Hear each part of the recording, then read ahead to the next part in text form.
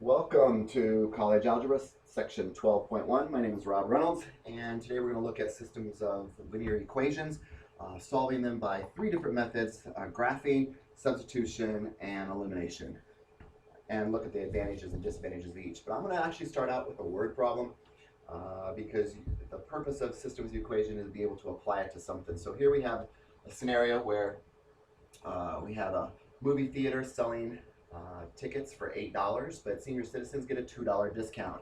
So in other words, senior citizens only cost $6. One evening, this theater takes in $3,580 in total revenue, and to write an equation, we know that some of the tickets are sold for $8, some of the tickets are sold for $6, and we know the total price. So I would make a money equation and try to stick all the money together. So we know that if we let X represent the number of $8 tickets and Y represent the number of $6 tickets, then we could say X times 8, because we don't know how many people. If 2 people came to the theater and they were charged $8, that would be 16, and so we're going to do 8 times X plus 6 times Y, because we don't know how many people had the Y, but we do. So this is your money equation. Then we could write the total number of people that actually were in attendance for this. So that's what this second equation is. We know that there's 525 tickets sold altogether. We don't know how many X's came to the theater. We don't know how many Y's came to the theater, but we don't know that the sum is 525. And then once you have these two systems, I'm going to show you in this lesson actually how to solve. But first of all, let's talk about the advantages and disadvantages of the elimination method versus the substitution method, which I'm going to be talking to you about both. The key here is I would suggest only using the substitution method when you have a leading coefficient of a 1. So for this example in red, part B, I would use the substitution. For this top example, you could, since they have a leading coefficient of a 1, you could actually use, it says use the elimination method, but we could actually, if this was a 4, I would definitely use the elimination method by trying to eliminate the x's by zeroing them out, which I'm going to show you how to do that in a moment. But since that's a 1, I could have gone for the substitution method here as well. I could use this one. I probably don't want to use the elimination method because I'm not going to be able to eliminate the y squared and the y's. Even if I can eliminate the x's, I'm left with too many variables for the y's. So I would definitely do substitution for this. For this one, I would use elimination as well. I'm going to show you how to use elimination with 3 variables. This one, you're going to have infinitely many solutions. You have 3 unknowns and only 2 systems. So that means that there's going to be infinitely many solutions. I'm going to show you how to write solutions in terms of each other. If we let one variable be x, this might be x minus 5, and this might be x plus 3. So you're writing all of the terms. Here's your x term, here's your y term, here's your z term. So you're writing all your terms in terms of x, or you could do them all in terms of z or all in terms of y. And then lastly, I'm going to show you this one where I would probably use the substitution method. We could back substitute, because if I give you the value of x, we can plug that value of x in here and solve for z, and then with x and z, I can keep back substituting and possibly solve. Let's start out with the graphing method, though. If I graph 2 linear functions and they meet at one point, then I have one solution. This is called consistent and independent. This is an independent solution, and it's consistent with how we think it's going to be. This is inconsistent. This means I have no solutions, 2 parallel lines, no solutions. We're going to name as inconsistent. That's not what we think. And then we're going to say consistent. Yep, I've got solutions, but there's infinitely many solutions here because one line falls on top of the other line. So we're going to say that's dependent.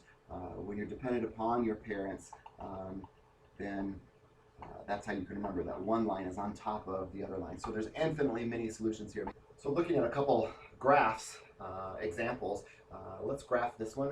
This is in y equals mx plus b form, so I'd start at the y-intercept of 3, and then let's do our slope, which says rise 4 and run 1.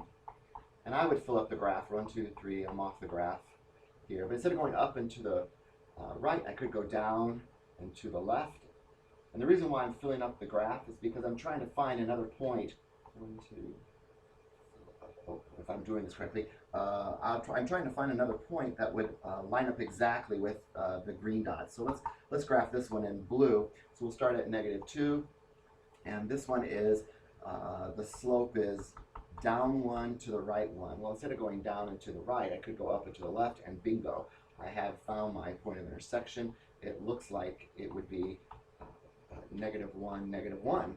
And so what does that mean? It means that that point, if you let x be -1 and you let y be -1, it'll make the top green statement true, and it'll also make the bottom. So you've solved this system, and according to our definition, this would be consistent and independent. Let's look at the next example. This time I'm giving you an equation in standard form, ax plus by equals c. When I give you something in standard form, it's easiest, in my opinion, to find x-intercepts and y-intercepts. And to find an x-intercept, you let y be 0. So check it out. If you let this y be 0, it's not a very nice x-intercept. But let's check out the y-intercept. If you let, to find the y-intercept, you let x be 0. So if you let x be 0, this is a pretty nice y-intercept. Divide through by -1, and we'll get y equals -1. So my recommendation is let's not plot these difficult points. Let's do this nice definition. Monkeys wouldn't prefer apples over bananas. It's a quick way to find the slope given in standard form. It says change the a term, so it's opposite a, so change the a term and divide by the b. So the opposite of a is -2 divided by the b, and then that gives you the slope really quick. We could do it down here too. The slope would be the opposite of a divided by b, so the opposite of 4 divided by the b term, and we know that just to be +2. Hey, check it out. I just discovered that the slope is the same. So we know these are going to be two parallel lines. Let's graph them and prove it because we've got the same slope. Now they might not be parallel. They might be dependent, where one line falls on top of the other line. It depends on what our y-intercepts are. But let's go ahead. We got a nice point here for this top red line. So let's start at that 0, -1. And let's do our slope, which, by the way, is the same for both lines. So rise 2 over 1. And we should fill up rise 2 over 1, rise 2 over 1. Instead of going up and to the right, down and to the left. So fill up your graph. And let's do this one in blue. So the x-intercept, if we let y be 0, is not nice. 2 divided by 4 is 1/2. Let's hope that the y-intercept is nice. If it's not, then we got to change strategies and try to find a nice point on that, which is not impossible. But hopefully this will be. It's not. It's not. Because if you let x be 0, oh, this is nice. If you let x be 0 and divide through by -2, we get a -1. That's a nice point. Well, check it out. Boom, bingo. I have, well, look at that. It's the same y-intercept. So they're not parallel. The red line falls on top of the purple line. I've got the same y-intercept and I have the same slope. So this would be a dependent function. And then we would say that this system is consistent and dependent. The last example that I have for graphing, and then we'll move on to substitution and elimination. Well, this one's not in standard form, or it's, oh yes it is, it's backwards. Y equals, here's your mx plus b, so it's already solved for y. So let's graph this one. There's the y-intercept at 1, and the slope is rise 1 and run 1. So let's do our slope over and over again. There's the first line in purple, and then in blue it looks like, well, the x-intercept, if we let y be 0, is 4. So I'll go 1, 2, 3, 4, and if I try my monkeys wouldn't prefer apples over bananas, I get the -a divided by the -b term. And it looks like it's going to be slope to be +1, so it's a rise 1 and run 1, and look at that. The slope for this one was also rise 1. So this has the same slope, but different y-intercepts. So this time, the two lines are parallel, and so we say that's an inconsistent. There's no solutions. Whereas previous, there were infinitely many solutions because every one of these points, even the dots in between my dots, are solutions. All right, so let's take a look at the substitution method. And again, the easiest way to choose the substitution method is look for the x or the y with no leading coefficient. And the best I can do is this negative y. So let's go ahead and solve that for a positive y. I'm going to subtract off the 4x from both sides and divide through by a negative 1. And the substitution method says you take that new y value and you plug it into the top. Now, if you solve for y in the bottom, you plug it in the top. If you solve for x in the bottom, you plug. So if you solve for the bottom, plug it into the top. If you solve for the top, plug it into the bottom. So this becomes 2x plus 3 times my new y value equals negative 1. And I've got that new y value to be right here. So that's going to get plugged in, called the substitution method. So I'm substituting in the value of y, which I solve for the bottom to be 4x minus 3. And then it's just a matter of solving. We're going to distribute. We're going to combine some like terms. And let's go ahead and add 9 to both sides. And 8/14 reduces to 4/7.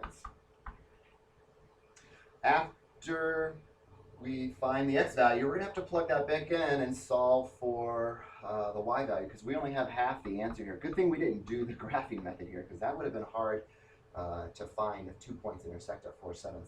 That's tough.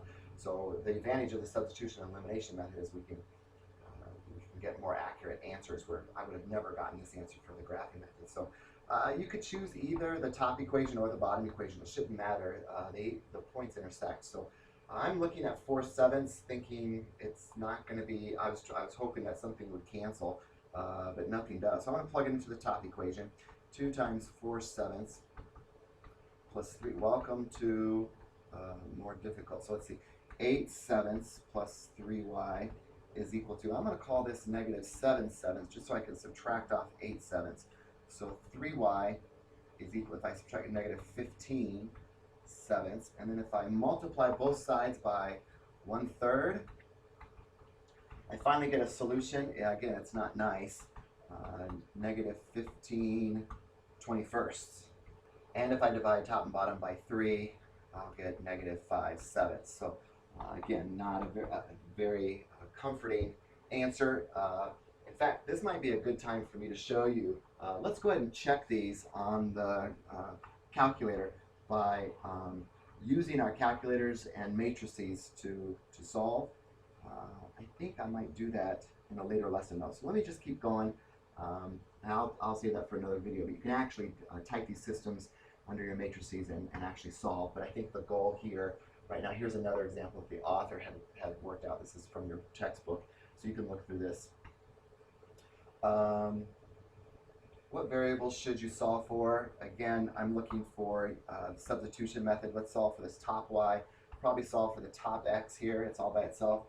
Even though this y is negative, I'm going to solve for the negative y because that's better than all the other choices I have. And I'd probably solve for the bottom y here. Just because it has no leading coefficient, it's the easiest. So if you're doing the substitution method, look for the leading coefficient with with a 1 or a negative 1. So that was substitution. Let's talk about the elimination method, and then I'll end this video because it's going already 14 minutes long. So let's do the elimination method. With this, elimination says either I can eliminate the x's or eliminate the y's. In fact, I should probably do this twice just to show you it doesn't matter if I choose to eliminate the x's or y's. In this scenario, it looks like it would be easiest to eliminate the y's because I'd only have to multiply the bottom row through by a 3 because if I multiply the bottom row through by a 3, the top row would stay the same, 2x plus 3y equals negative 1. But look what happens to the bottom row if I distribute. I'll get 12x minus 3y equals 9. And look what happens when I add up these systems. This is what an elimination method does. It eliminates either the y or the x. And right now I'm showing you how to eliminate the y by getting 14x is equal to 10 and x is equal to 10/14, which, hey, it's the same answer. It's the same problem as before, so good. That's 5/7 is the same solution. But remember, I eliminated the y. I could have eliminated the x's. To eliminate the x, I would, well, that's not, I don't have to multiply the top. So let's multiply the top by -2. So if we multiply the top equation through by -2, that will force this 2x to go to -4x, and when I add with this 4x, it'll eliminate. So if I multiply the left side by -2, I have to multiply the right side by -2. So my new equation, if I multiply by both sides by -2 and then distribute this to every term, remember you don't have to do this twice. I'm just showing you that it doesn't matter if we eliminate the x's or eliminate the y's. So the new top equation is -4x minus 6y is equal to 2. The bottom equation is just going to stay the same. I'll just leave it 4x minus y is equal to 3. When I add that up, I'll get -7y is equal to 5, and I get the same answer as I did before, -5/7. So again, the solution is the same because these were the same problems as earlier. This one I did by the, there it is, 4/7 and -5/7 is the same solution that I got by working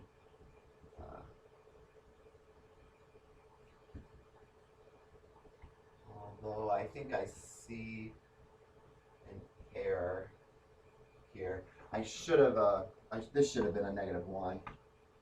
I apologize for that. This -1, this equation should have stayed the same. So this should have been an 8. This should have been 8/14. I apologize. And then that reduces to 4. There it is. So now I have the same solution, 4/7 and -5/7. Sorry about that. All right. Here's how the author had worked that out. You can look at that. Again, going back to our movie ticket example, we just set up the equation, but we actually never solved it. We said some were sold at $8, some were sold at $6, and we know that the total tickets sold were, so here was my money equation. All of this is money, the left side is money, and the right side is money. We also had another equation, the total number of tickets that were sold was 525. So you could choose the graphing, I wouldn't. You could choose elimination or substitution method. I'm going to choose substitution. I'm going to solve for this y and plug it into the top. So -x plus 525 is going to get plugged in for this y value up top. My new equation will be, let's see, instead of doing 8x plus 6 times y equals 3580, I have a new y value. And the new y value is all of this that gets plugged in here. So I'll replace this with -x plus 525. Doing a little bit of math, -6x plus 3150,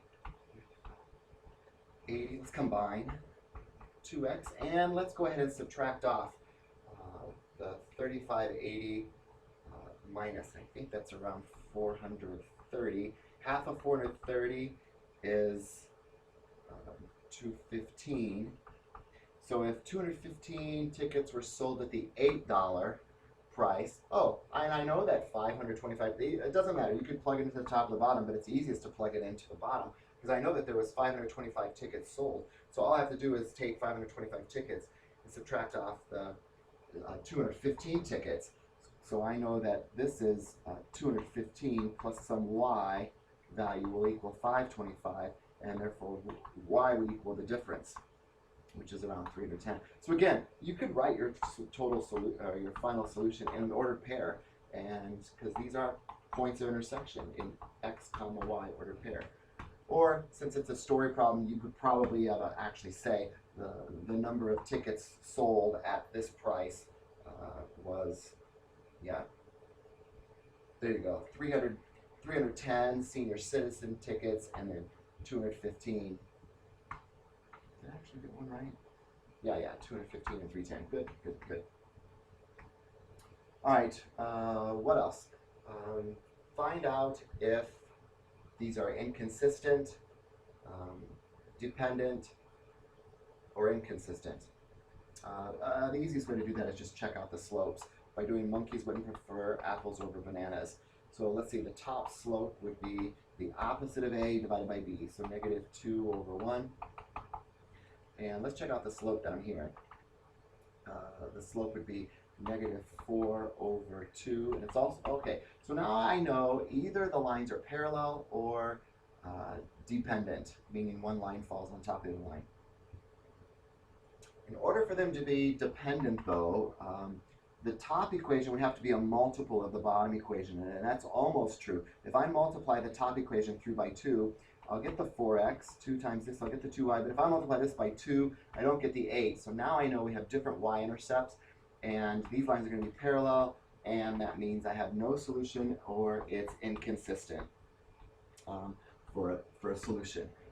And if you were to solve this by the substitution method and actually solve this top equation for y, and then take the y value and plug it into the bottom. So if you solve for the top, plug it into the bottom. Notice that you get a false statement, and when you get a false statement, that means that the lines are exactly what we discovered here, parallel, and again, empty set, and we're going to say inconsistent for a solution. So when you're going through and solving them, you don't have to graph them to find out that they're parallel. You could look at the slopes and the y-intercepts to determine, but you actually could be going through your elimination method or substitution method. And if it's true, then it's dependent. We actually have a solution. If it's false, and that's what we had, a false statement prior to that. So again, let's solve this one. If we solve the top equation, I don't know, do you want to do substitution or elimination? It doesn't matter to me. Let's try elimination this time because the last author did substitution. So if we multiply both sides through by 3, the new top equation is going to be 6x plus 3y is equal to 12. The bottom equation is negative 6x minus 3y. Well, check it out. Certainly you can tell that the top equation is, if you multiply it by negative 1, you get the bottom equation. So boom, I know that, in fact, if you were to add this up, we get 0 equals 0, which is a true statement, which means it's what? Dependent. So every point on the first function falls on the second.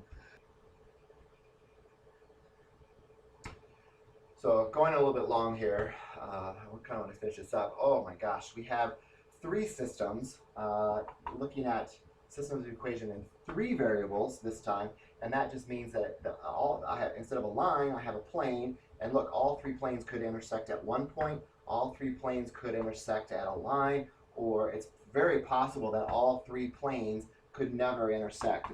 They're all parallel, or maybe 2 of them intersect, but not 3 of them at the same time. So if you have 3 systems, this becomes a little bit more complicated. I'm at 23 minutes, and this problem takes a little while to solve as well.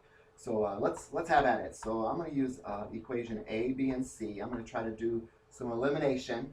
I'm going to choose a variable to eliminate, and I'm going to choose, I'm looking here, oh, it looks like the y's are pretty simple to eliminate, because if I add row B and row C, in fact, let's do that. If I add row B and C, I'll get negative 2x, the y's are gone, plus z is equal to negative 3. I'm going to call this equation, in fact, let's do this a little bit differently.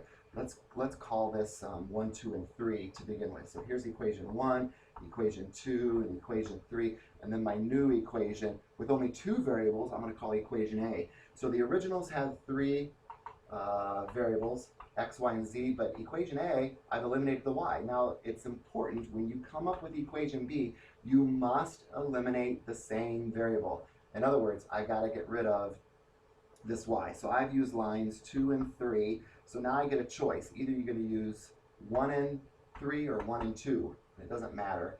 I'm going to use, well, let's use 1 and 3 since I've already got an opposite sign. All I have to do is multiply the top equation through by 2. So I'll get 4x plus 2y plus 2z is equal to 8. And then I'm using the bottom equation. X minus 2y will eliminate those y's, good. 3z is equal to 7. So my new B equation is 5x plus 5z is equal to 15. And the trick is to divide everything through by 5. So my B equation, simplified, dividing every term through by 5, would just be x plus z equals 3. So the next thing I want to do now that I have a and b is to try to use this, and I'm back to, let's eliminate the z's by multiplying the top equation through by -1. So if I multiply the top equation through by, this is, hopefully you can follow along with my notes, and hopefully I'll be able to follow along with your notation about what you're doing. So adding this up, my goal again is to eliminate the z's. I get 3x is equal to, let's see, yeah, that is 6. So x is 2. And once I have x is 2, you can plug that in here and solve for z.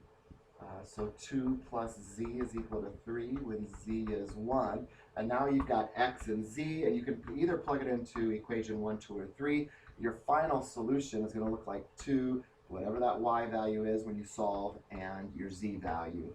And looks like I've worked it out here as well. Again, I'll show you how to do this on the calculator on a later video. If you end up with an inconsistent, remember inconsistent means no solution. So when you work through the problem, somewhere along the line, you should end up with no solution. So here I'm showing you how to do it on a calculator, and I'll do this on a later video because this video has gone way too long. But we're going to use reduced row echelon form. Dependent system. A dependent means that I end up with a true statement, and the true statement would be 0x plus 0y plus 0z is equal to 0. That's a true statement right there. So I was showing my students previously when I taught this how to do this on my calculator, because doing this by hand takes too long. So I'll show you on another video how to do this on the calculator. This one also, the book's going to ask you to write an equation. Again, I wouldn't do this on the, I wouldn't do it by hand. It takes way too long. The book author wants you to plug in a -4 and say it's equal to a times the x value plus b times the x value, which is -1, plus c. And then you have to write this equation as well. Oh my gosh, and then have your 3 systems and then solve. So my recommendation is just to do this very quickly on the calculator, and I will show you how to do this on the calculator in this video. Let's see, if I pull up the calculator, I'm going to go to stats, and I'm going to enter under list 1, and if you've got to have some numbers under there, you might just want to highlight list 1 and hit clear, and highlight list 2 and hit clear. So we'll clear out any of the existing data that's already in there. All right, so now that we have a list 1, a new list 1, and list 2, let's go ahead and type in under list 1 my x's.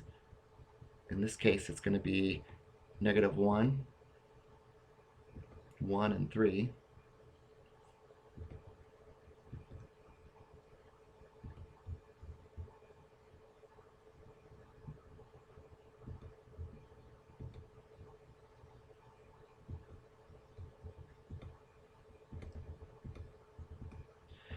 And the y values will go under list 2.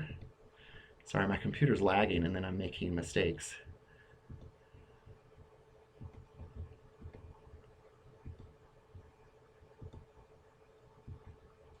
And then I'm going to go back to stat. I'm going to calculate, and it's a quadratic function. So I'm going to do number 5.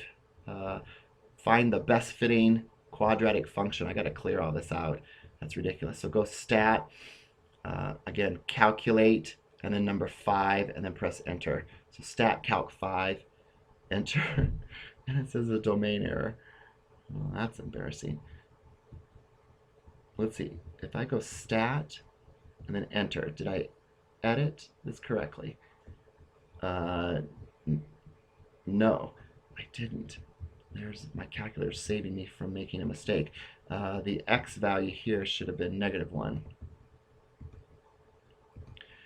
All right, so let's try it again. So stat, go to calc 5, and enter. Boom. So here comes the final equation, negative 2x squared plus 5x plus 3.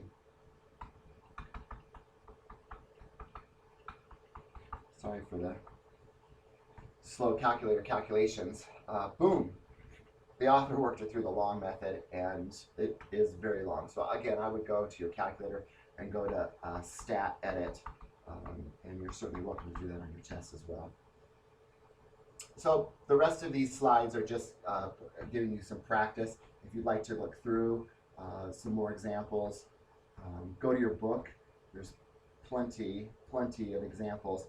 I'm going to show you in a different video how to actually solve systems of 3 on our calculator, so we don't have to go through and actually do this all by hand. So check out that video. This has gone 30 minutes too long. So sorry.